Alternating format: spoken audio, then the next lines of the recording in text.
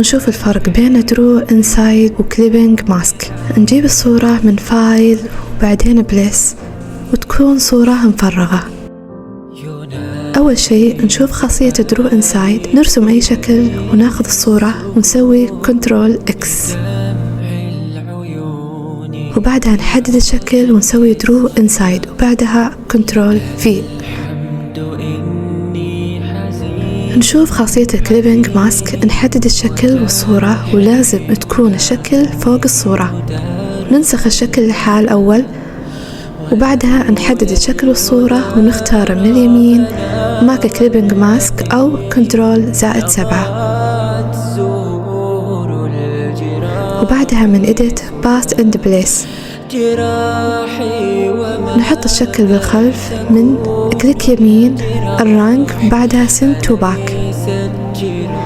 نحدد الشكل من أداة التحديد ونرفع فوق، وراح يكون المنظر جميل لما يخرج من الدائرة.